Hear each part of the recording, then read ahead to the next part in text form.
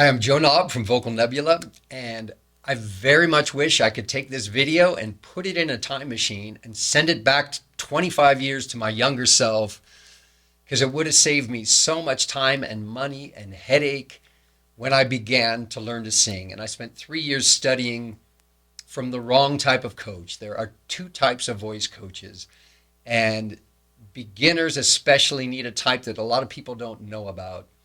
And let me give you some insight into how you can picture this better. So, unlike all other musical instruments, with the voice, you are both the player and the instrument. Okay? And the player performs the instrument.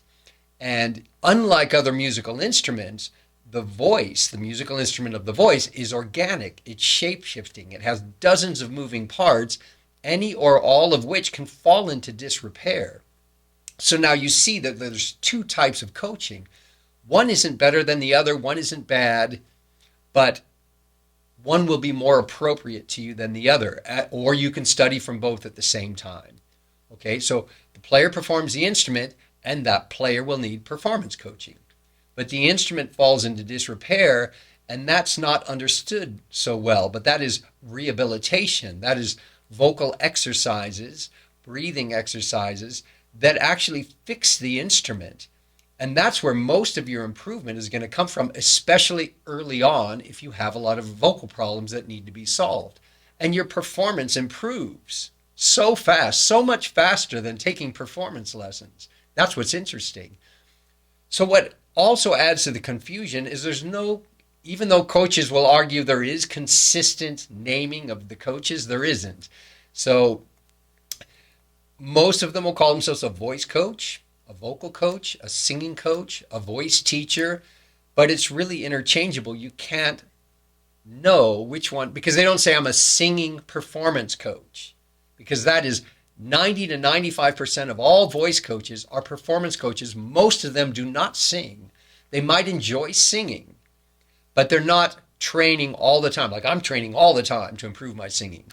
I took 3 years of what was at the time with Seth Riggs, beginning with speech level singing, but it wasn't what I needed. It was what I call finishing school. You're working with vowels and consonants. There's almost you're told to ignore your breathing. I was at the time. And it was the exact opposite of what I needed. So, but after you rehabilitate the instrument and you don't have to solve them all completely, but you solve enough of your vocal problems, then if you have performance needs, if you're in a band or performing in a musical, hire a performance coach. But what's missing is that personal trainer touch. That's what I consider myself more of a personal trainer for singers, because I'm working with the instrument and it comes from my own kind of hard work on my own voice. So there are two types of coaches. There is a performance coach that calls themselves a vocal coach or a voice coach. And then there is someone who's a little more into the exercises, the technique that helps you build a workout that you can do during the week several times. Typically, a voice lesson with a performance coach is going to have about like a 10-minute warm-up. And then you're going to sing your songs and you're going to get helped with your songs. And that can, like I said, it can be really important. You'll be helping reshape your vowels and consonants, emotional expression, when to be loud, when to be soft, when to be breathy. And it's all about that song and interpreting that song in a performance, which is wonderful. You need that. But if you have fundamental vocal problems, no amount of performance coaching is going to help you. It's one really famous voice coach refers this is to decorating a poorly baked cake. Sometimes it's called putting lipstick on a pig or polishing a turd. It's just if you don't fix the voice, the performance coaching can be really wasteful in terms of money and time. It causes a lot of frustration.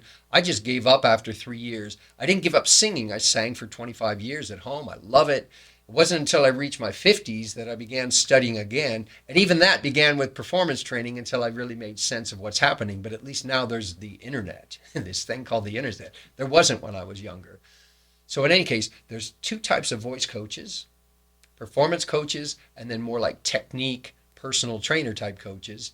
Most coaches are in the first class, and it's harder to find the ones in the second class. But that's usually what beginners or anyone with a lot of vocal problems need. It's where you need to start. Build your workouts, get your workouts going, get some of that basic improvement in place. And then if you want some performance coaching, go out and find that. Okay. I hope that helps. Leave any questions you have in the comments down below. I'm happy to answer them.